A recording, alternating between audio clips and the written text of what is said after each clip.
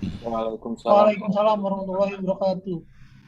Alhamdulillah kita bertemu kembali setelah sempat kemarin beberapa kali saya tidak bisa memberikan perkuliahan ya karena kemarin itu beberapa minggu terakhir kemarin jurusan teknologi informasi kedatangan asesor ya untuk melakukan suatu asesmen lapangan ya untuk akreditasi.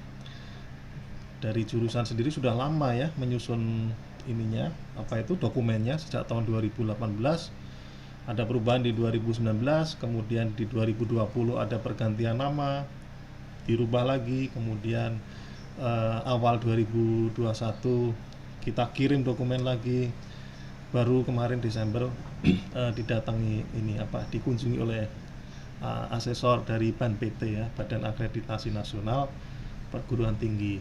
Ya, yang penting urusan sudah selesai ya, sehingga saya bisa fokus kembali mengajar ya. Saya juga minta maaf kalau ada kemarin beberapa kali, 2 kali atau 3 kali ya, tidak bisa memberikan materi ya. Kalau hanya naruh materi sih saya ini ya, ya cuma karena ya kurang enak lah ya kalau masuk. Ini ya kadang kala saja lah. Lebih senang Zoom seperti ini ya, karena bisa lebih banyak diskusi. Kemudian saya ucapkan terima kasih kepada mungkin dari beberapa uh, mahasiswa angkatan 2018 sampai 2021 yang sudah bersedia mewakili untuk menghadiri asesmen lapangan secara daring kemarin ya. Kemarin ada beberapa mahasiswa yang kami minta kesediaannya untuk menjadi perwakilan mahasiswa untuk ditanya-tanya mengenai hal-hal yang terkait dengan kampus ini ya, khususnya jurusan teknologi informasi. Ya, baik kita lanjutkan materi berikutnya. Materi hari ini adalah mengenai agile ya, tentu bacanya nggak agile ya, agile ya, membacanya adalah agile ya. Agile management ya. Apa itu agile management? Ini kok kayaknya uh, cukup familiar ya di telinga kita ya, agile management. Nah, kita bicarakan dulu ini masalah evolusinya. Nah, jadi dalam dunia project management ini kalau digambarkan secara timeline sejarahnya ya. Sejarahnya itu dimulai dari 1910 ditemukan Gantt chart ya. Gantt chart itu apa ya? Schedule lah ya, tabel-tabel yang ada keterangannya, ada waktunya, kemudian apa yang harus dilakukan. Itu dikembangkan oleh Henry Lawrence Gantt ya, makanya disebut Gantt chart. Nah, ini salah satu tool untuk mempermudah kita melakukan atau menyelesaikan suatu pekerjaan ya. Nah, ini banyak diadopsi juga ini Gantt chart ini baik oleh mahasiswa atau mungkin kalau pengurus BEM ya, Himibda atau aktivis organisasi dan sebagainya untuk membuat suatu kegiatan pasti secara tidak langsung atau kadangkala membuat Gantt chart sebagai apa? Time schedule. Kemudian di tahun 50-an ada critical path, kemudian ada PERT ya, program evaluation and review teknik. Kemudian sampai dengan tahun 1995 dikenalkanlah Agile Project Management. Nah, kalau ingin tahu secara lebih mendalam sejarahnya ya silahkan dibaca Agile Manifesto ya. Ya memang saat itu memang banyak digagas oleh orang-orang yang banyak bergerak di bidang ilmu komputer. Nah, apa itu project? Nah, project ini tentu kalau kita, dalam konteks ini kita bicaranya agile ini terkait dengan project ya, dengan manajemen ya. Project itu adalah pekerjaan manusia yang bersifat sementara dan terstruktur ya. Nah, punya tujuan tertentu baik ya menghasilkan produk atau jasa. Jadi membangun rumah itu termasuk termasuk project ya. Membangun jembatan termasuk proyek. Kemudian membuat perangkat lunak juga termasuk proyek. Migrasi data misalnya Anda diminta untuk migrasi data atau mendesain suatu jaringan komputer misalnya, itu juga termasuk proyek. Kemudian menggunakan tool. Nah, tool ini kan macam-macam. Nah, di situ ada ilustrasinya, ada piramid di Mesir ya. Nah, itu pun juga termasuk proyek juga di kala itu ya. Nah, terlepas dari membangunnya berapa ratus tahun. Kemudian menerbangkan manusia ke bulan misalnya. Nah, itu juga termasuk proyek gitu. Begitu juga di situ di sebelah gambar yang paling kanan ada eh, tower ya, Tokyo Tower. Ya, itu kalau membangunnya maka konteksnya adalah proyek. Nah, proyek ini kalau kalau tanpa perencanaan dan organisasi serta komunikasi, maka tujuan proyeknya tidak akan tercapai. Nah, ini sudah kita bahas di awal-awal pertemuan ya. Siapa harus harus ngapain gitu ya. Apa jabatannya, bertugas apa dan seterusnya. Itu adalah organisasi, perencanaan. Kemudian strategi komunikasi ya, penyampaian penyampaian ide, penyampaian suatu masalah, penyampaian suatu solusi itu juga perlu ada caranya juga gitu ya. Seperti itu. Supaya apa? Agar tujuan proyek ini tercapai. Nah, kalau itu tidak ada ya maka tidak akan tercapai atau sulit tercapai gitu. Kemudian ilmu tentang project management sendiri diformalkan pada tahun 1950-an. Bahkan sekarang sudah ada eh, ya bukan sekarang ya, ada panduannya ya, ada PMPOK. Kemudian kalau Anda mau mengambil sertifikasi PM ada PMI ya, sertifikasi mengenai project manager dan sebagainya. Itu adalah mempelajari mengenai hal-hal yang terkait dengan project management ya. Apa tugas dari project manager ya, supervisor, pelaksana dan sebagainya. Bagaimana supaya project tersebut bisa berjalan dengan baik ya, sehingga tujuannya bisa tercapai. Nah, apa yang terjadi kalau di sini? Nah, kalau tanpa perencanaan, tanpa organisasi, tanpa strategi, bahkan perencanaan yang baik pun juga bisa membuat suatu proyek bisa fail ya atau gagal. Padahal sudah direncanakan, padahal sudah diorganisasikan dengan baik, padahal sudah dikomunikasikan dengan baik. Ya, selalu ada aspek-aspek yang mungkin tidak terlihat atau miss ya, terlupakan. Nah, contohnya di sini gambar paling kiri. Ini ternyata setelah dilakukan survei, setelah dibangun jembatan, ternyata meleset ya. Nah, ini bukan main-main ini kalau sudah jembatan meleset seperti ini. Tentu tidak bisa digunakan ya, seperti itu. Nah, ini banyak aspek yang yang terkait dengan hal seperti ini. Entah itu surveinya, entah itu pendelegasian pekerjaannya dan sebagainya. Atau misalnya ada tiang pancang yang dirobohkan. Nah, ini konon katanya tiang pancang ini salah ininya, salah koordinatnya. Ya, mungkin bisa saja ya ketika sudah di studi kelayakan, sudah direncanakan dengan baik, sudah disurvei, sudah ditetapkan titiknya, ternyata ada sesuatu hal sehingga itu menjadi gagal gitu ya. Atau di gambar yang paling bawah ini. Nah, ini kalau ini benar-benar tanpa perencanaan ya, tidak ada surveinya. Ada seorang tahanan yang ingin kabur, ya, pokoknya pengen kabur, dia menggali tanah. Ternyata ketika sudah turun ke tanah, ternyata yang dilubangi adalah ini, lubang apa itu? Sapi tank ya kayaknya ya, lubang pembuangan apa kayak gitu ya. Seperti itu. Nah, ini sekelumit contoh mengenai proyek yang kenapa harus terorganisir dengan baik, harus bisa dikomunikasikan dengan baik dan bisa terencana dengan baik.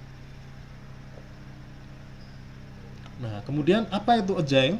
Nah, agile ini sebetulnya adalah suatu mindset ya, pola pikir ya, pola pikir yang open mind, yang terbuka, yang lincah ya, kemudian tangkas, terbuka terhadap perubahan, adaptif ya, adaptable. Nah, dulu kalau Anda ingat siapa itu yang menerapkan yang membuat hukum evolusi? Charles Darwin ya. Yang bisa survive bukan yang terkuat, tetapi yang bisa beradaptasi dengan lingkungan. Nah, seperti itu. Ini ada ilustrasi gajah ya. Gajah ini kan kalau Anda melihat gajah atau berpikir tentang gajah pasti berat, nggak lincah ya, karena tubuhnya gede ya. Tapi gimana caranya nih gajah supaya bisa menari seperti itu? Atau misalnya di gambar yang kiri bawah itu eh, ada atlet senam, tapi yang terlihat rupanya atlet senam tapi yang sudah sepuh ya, yang sudah berumur ya, yang sudah tua. Wah, kok bisa? Ya bisa gitu ya. Artinya apa? Kita jangan terkukung dengan pemikiran bahwa kalau orang tua berarti udah nggak bisa senam misalnya gitu ya. Itulah perlunya open mind. Nah, aspek-aspek seperti itu yang namanya agile ya. Mudah menerima perubahan, cepat eh, apa itu memberikan suatu respon terhadap perubahan. Nah, kenapa kok manajemen sekarang harus agile ya? Karena ya ini ya, perubahan bisnis yang cepat ya. Kemudian karena perubahan yang cepat sehingga pengambilan keputusan pun juga harus cepat. Kemudian harus fokus pada solusi ya. Kenapa? Ada masalah, jangan saling menyalahkan. Jangan bilang ini salah siapa, kamu harus bagaimana ya. Tapi gimana solusinya? Nah, itu ya, itu namanya fokus pada solusi.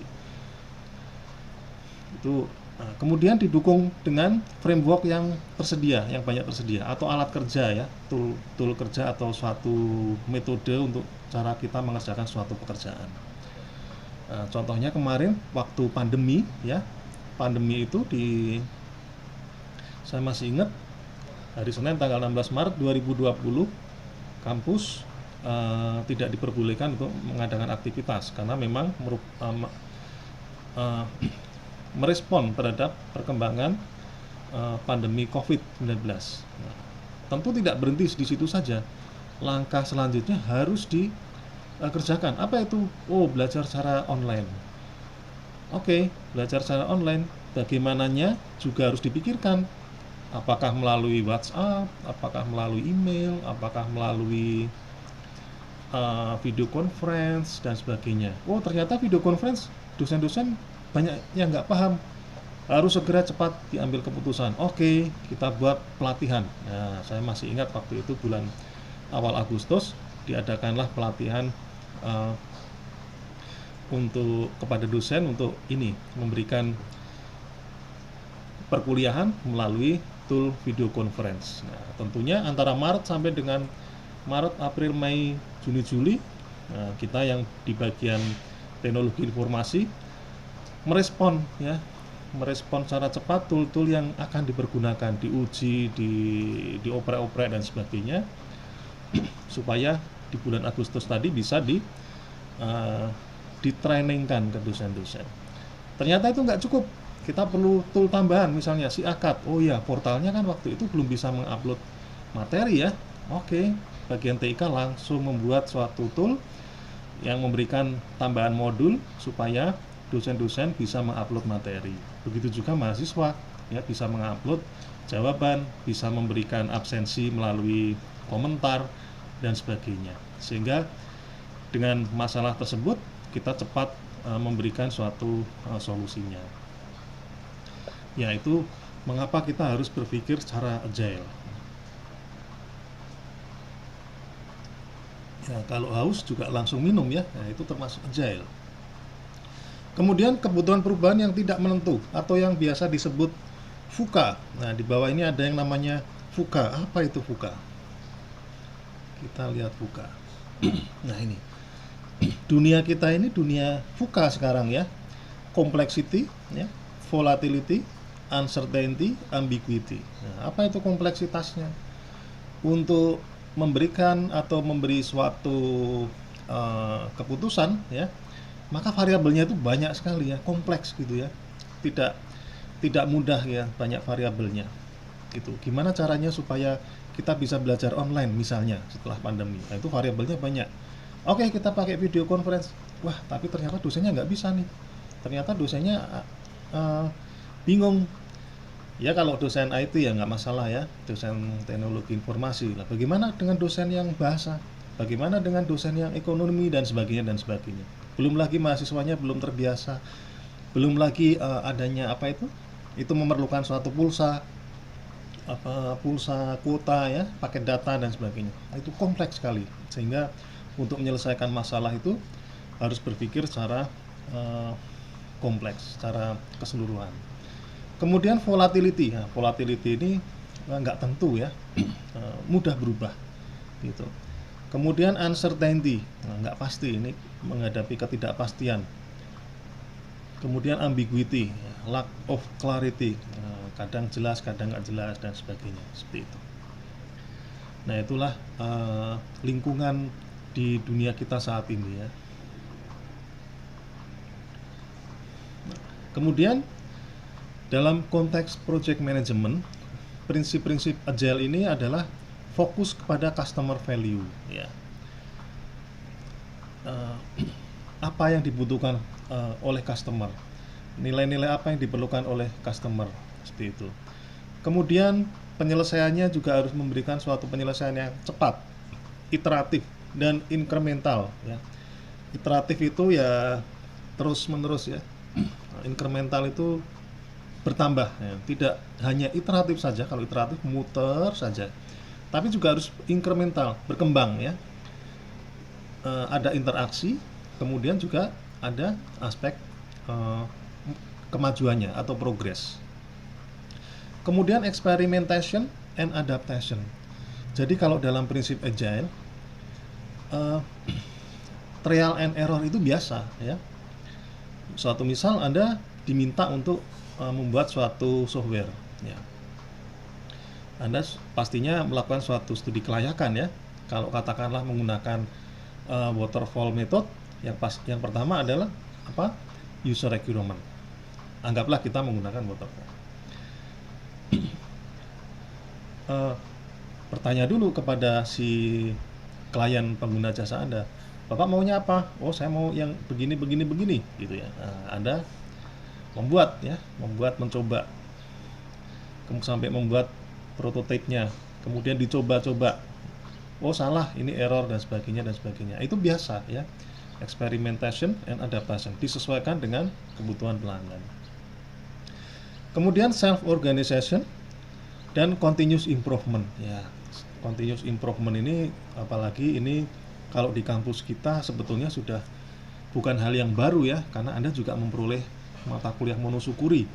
Continuous improvement ini Kaizen ya, selalu diperbaiki ya. Setelah dikerjakan, dievaluasi, diperbaiki.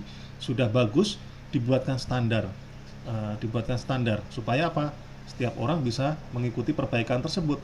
Setelah dibuatkan standar, dilaksanakan lagi. Setelah itu dievaluasi lagi. Oh, dievaluasi, apakah ada perbaikan? Oh ya, ada perbaikan. Ya, perbaiki. Perbaikannya dibuatkan standar. Begitu seterusnya. Itulah yang disebut continuous improvement, atau yang kalau dalam monosyukuri biasa kita sebut apa? Kaizen ya.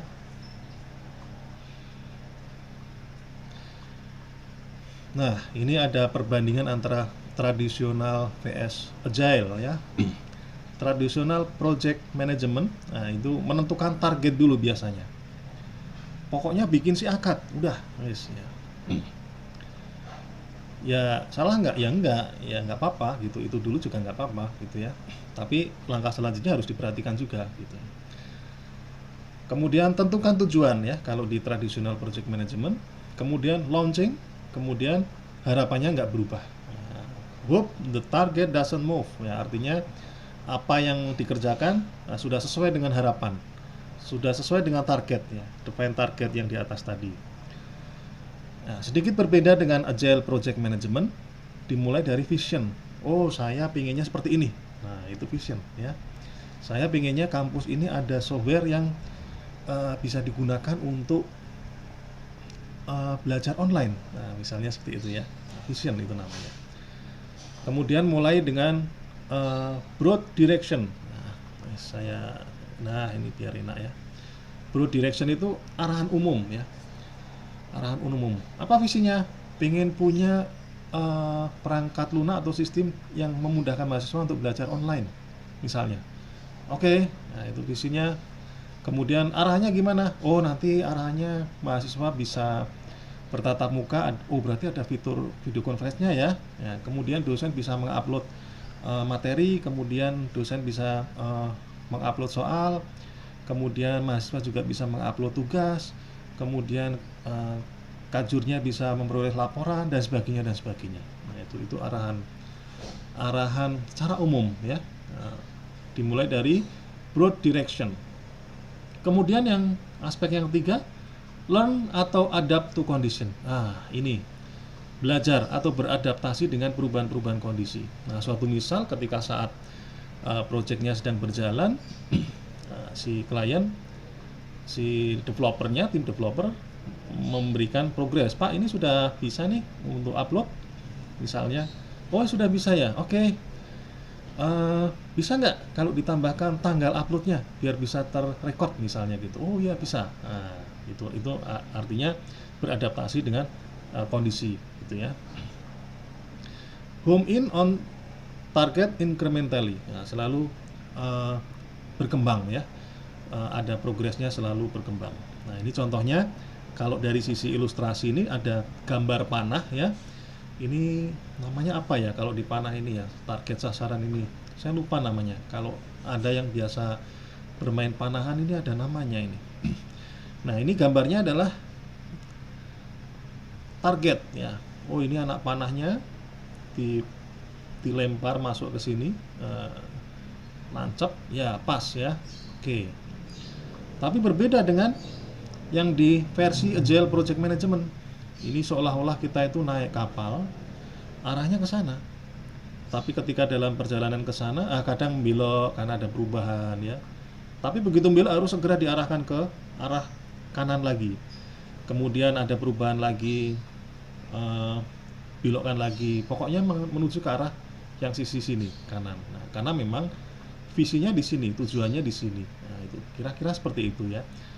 Nah, ini mindset untuk selalu cepat berubah ini yang harus dimunculkan dalam diri Anda. Nah, ini definisi dari project ya. Temporary endeavor undertaken to create a unique product or service ya. Jadi pekerjaan yang sementara untuk membuat suatu produk atau service yang tertentu ya, itu unik itu mengacu kepada produk atau service tertentu. Tentu ada awal dan akhirnya, ada tujuan yang ditempuh gitu ya. Itu pengertian dari project. Nah, contohnya project ada migrasi data, pembuatan software, konstruksi bangunan dan macam-macam. Nah, ini contoh dari project ya. Nah, ini kalau dibandingkan dengan dulu dan sekarang, kalau dulu Anda membuat perangkat lunak atau software itu biasanya menggunakan metode waterfall. Nah, waterfall itu ada di ini gambarnya ya. Ada requirement, design, implementation, verifikasi, maintenance. Requirement apa yang diperlukan ya, analisa kebutuhan, studi kelayakan dan sebagainya. Kemudian desain. Kemudian baru dibuat ya, dibuat oke nggak? Diverifikasi. Oke. Nah, kalau sudah oke, ya sudah dikerjakan, di delivery, diberikan, kemudian sambil di maintenance. Kemudian waterfall ini juga tidak berhenti sampai di sini saja ya, ada pengembangannya ya. Kadangkala di sini ada aspek iteratifnya, ya, desain, dia ada komunikasi juga dengan klien. Kemudian juga di sini implementasi ada iteratifnya. Ini biasanya gambarnya ada tanda panahnya balik lagi ke sini dan seterusnya, seperti itu.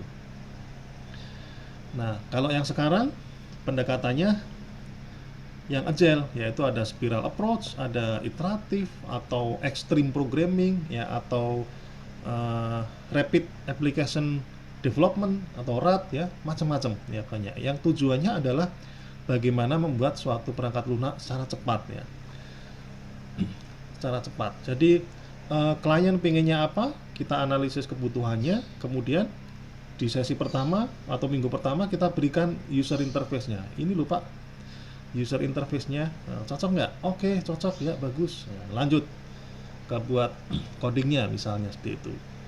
Ditanyakan lagi, berikan progresnya, begitu seterusnya ya, seperti itu.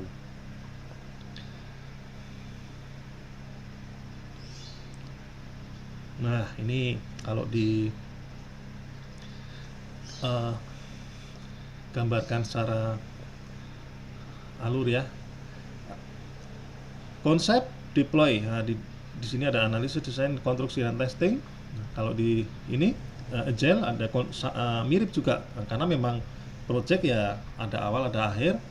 Tapi di sini ada iterasi juga ya, inisiasi, analisis, desain, construction, testing dan seterusnya.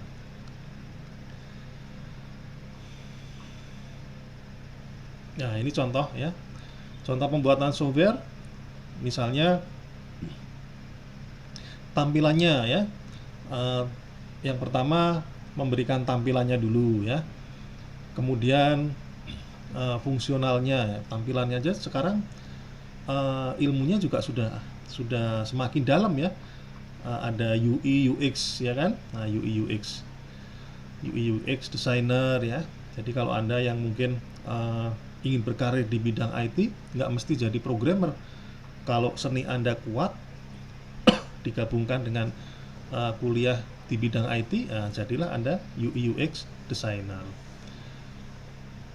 Kemudian fungsionalnya ada codingnya diimplementasikan di coding tampilannya. Kemudian jadilah prototip. Nah, ini hasilnya selalu dikonfirmasi kepada pelanggan. Yang ujung-ujungnya adalah memberikan kepuasan kepada pengguna ya. Kenapa? Karena yang memakai software itu kan bukan programmernya. Programmernya kan dimintai tolong saja untuk membuat. Yang akan menggunakan nanti adalah siapa? Usernya, ya kan? Nah, usernya ya harus nyaman, harus merasa oke dengan program tersebut seperti itu.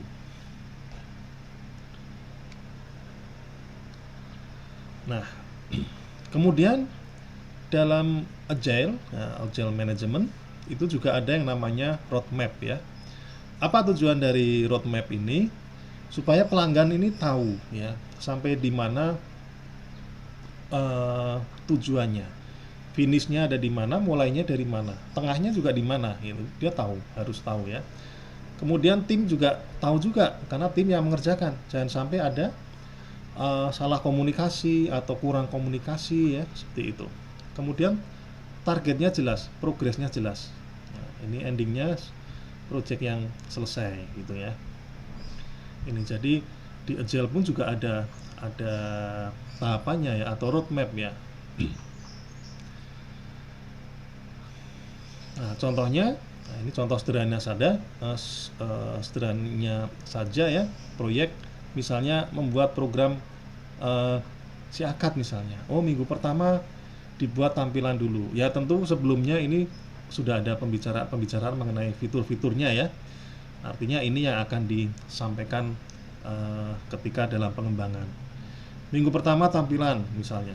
Minggu kedua tampilan di mobile device, misal kalau memang ada ininya ya, tampilan untuk di mobile device-nya. Kemudian fungsinya minggu ketiga dan seterusnya. Oh, minggu kelima prototype. Nah, prototype pun juga tidak menutup kemungkinan akan ditambahkan atau mungkin dikurangi fungsi-fungsi yang sesuai. Minggu ke-6 tambahan fungsi-fungsi kecil atau modul baru ya, misalnya oh ini tambahkan dong supaya bisa ini menampilkan laporan misalnya. Nah, itu kan yang kecil-kecil gitu ya. Nah, atau tambahkan supaya bisa menampilkan laporan mahasiswa yang IPK-nya di atas 3 saja misalnya, seperti itu. Tuh. Nah, banyak tool-toolnya. Ini saya mengcapture dari literatur ya. Yang di sini, ini modelnya. Misalnya ini tim security mengerjakan apa ya, front end mengerjakan apa, seperti itu.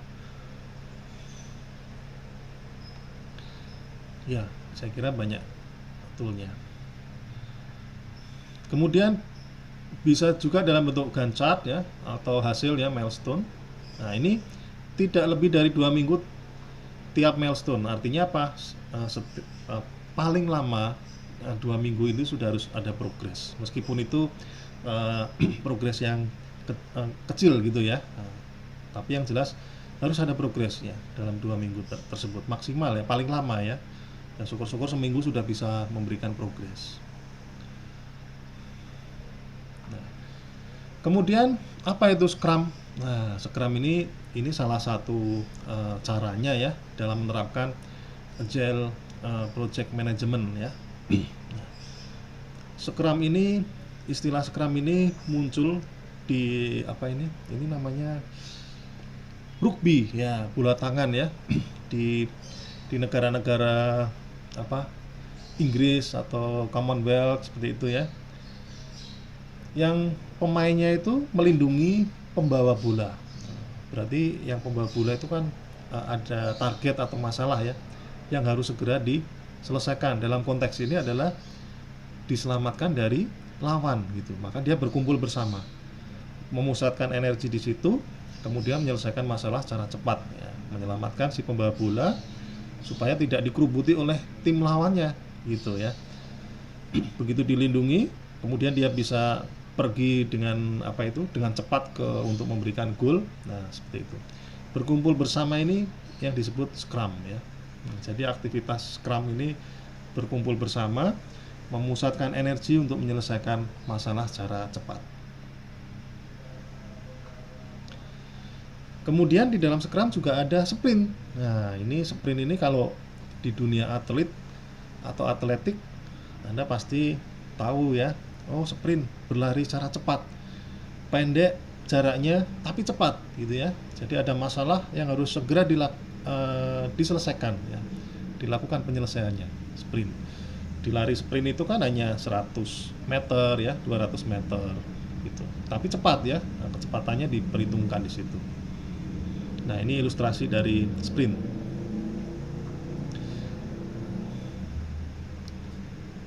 Nah, kemudian di Scrum itu secara umum ya, secara umum itu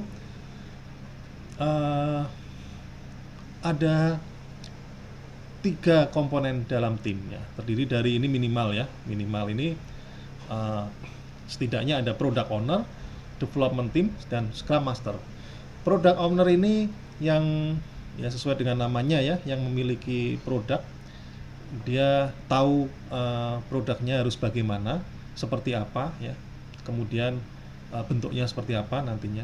Kemudian ada development team yang mengembangkan, dan ada scrum master. Nah, scrum master ini seperti halnya manajernya. Nah, ini dia menjadi fasilitator, menjadi coach, menjadi teacher ya, mentor ya, pokoknya yang ininya apa itu manajernya lah ya, yang mengatur tim tersebut begitu ya. Dan ini nggak mesti dari scrum master, nggak mesti dari ini ya, orang yang ahli dari IT, nggak mesti ya, karena dia tidak melulu terkait dengan hal teknis IT ya. Bisa jadi dia seorang psikolog, seorang yang pintar ekonomi dan sebagainya. Tapi yang pasti dia harus tahu kondisi timnya, bisa meningkatkan memberi pengaruh positif terhadap tim ya. Kalau ada timnya yang lagi capek, lagi bete ya, dia harus bisa menghibur. Nah, fungsi-fungsi seperti itu kan kadangkala itu bukan keahlian yang dimiliki oleh para orang-orang yang banyak berkecimpung di dunia IT. Biasanya ini cross function ya. Oh ya, ini tadi terdiri dari minimal 3 itu ya. Nah, bisa jadi lebih ya. Misalnya ada yang ahli hukum ya. Bagaimana nanti memikirkan konteks atau analisis hukumnya terhadap produk yang dibuat ya. Atau misalnya penasehat secara etis, ini bagus nggak kira-kira kalau digunakan untuk segmen tertentu misalnya programnya dan sebagainya. Jadi seperti itu ya. Ya, itu mengenai agile metodologi. Ada pertanyaan? Silakan. Baik, kalau tidak ada, nah ini buatlah kelompok maksimal 4 orang. Nah, kenapa 4 orang? Karena ini tadi ya, ada yang berperan sebagai PO atau product owner, ada yang berperan sebagai developer team, ada yang berperan sebagai scrum master. Tapi tentu sebelum masuk ke sini, Anda buat makalah dulu tentang Scrum ya. Cara kerja, contoh toolnya dan sebagainya ya, macam-macam ininya. Toolnya ya, tool Scrum ini fungsinya untuk kita berkomunikasi. Nah, di samping berkomunikasi juga untuk menaruh apa itu coding-codingnya di server tersebut ya, supaya apa? Lebih memudahkan kerja kita ya dengan cara Scrum ini. Buatlah proyek sederhana, ya sederhana saja ya. Seperti halnya Anda KP kan, Anda sudah KP kan ya. Apapun itu Sudah, Pak. proyeknya, ya proyeknya, yang penting ada inputnya, ada outputnya, ada prosesnya. Ada tentu ada datanya ya, ada basis datanya ya. Nah, misalnya membuat apa ini? Sistem pendaftaran online untuk sekolah. Nah, bolehlah seperti itu. Oh, berarti ada tampilannya. Kemudian berarti yang mendaftar di data. Kemudian ada laporannya. Siapa kalau misalnya produk ownernya saya pingin tahu atau ingin menampilkan ini mahasiswa atau siswa yang cowok saja misalnya, atau yang cewek saja, atau yang dari Bekasi saja, atau yang dari Bekasi dan Jakarta misal seperti itu. Nah, itu kan masuk dalam laporan. Kira-kira seperti itu ya, proyeknya yang sederhana. Tapi harus menggunakan tool-tool ini ya. Tool Scrum ini terserah, ini banyak sekali, ada Trello dan sebagainya. Gunakan tool Scrum, presentasikan mulai tanggal 4 Januari. 4 Januari itu kapan ya? Oh, 2 minggu. Wah, cukup lah 2 minggu ya. 2 minggu ini bisa lah ya. Ya, terima kasih. Nah, ada pertanyaan? Pak, boleh slide sebelumnya lagi nggak, Pak? Saya mau foto. Oh ya, ini materinya sudah saya taruh juga di Google Classroom. Taruh ya, Pak? Ya Oh, silakan siap, kalau Pak. mau difoto ya Makasih, nggak Pak. apa-apa. Pak, mohon maaf Pak, ntar videonya bisa dilihat di mana ya Pak? Di Kan lagi Google direkam Pak. Classroom. Jadi habis ini saya edit ya, ya biar cakep, wajahmu biar muncul gitu. Oh, sekarang nggak muncul ya. Nanti saya upload di YouTube seperti biasa. Linknya saya taruh di Google Classroom. Tapi kalau Siap mau Pak, terima difoto ya kasih nggak Pak. apa-apa ini, silakan ya.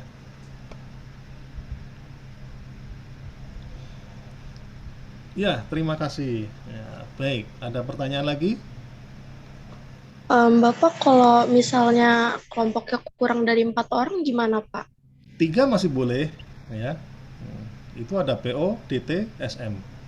Kalau 2 nggak mungkin ya, karena kurang. Makanya itu maksimal 4 orang. 3 boleh ya. Nah, ini sekaligus ini ya untuk ini melatih kerjasama tim juga.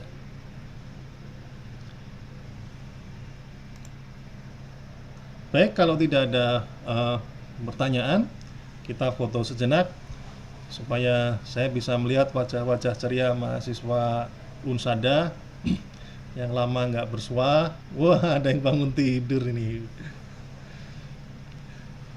Ada Yogi, ada Wahyu, Irfan, Anggi, Amirul, siapa lagi? Erwin, Kinda, Stefan, ada Yogi, ya. Baik, terima kasih. Assalamualaikum warahmatullahi wabarakatuh.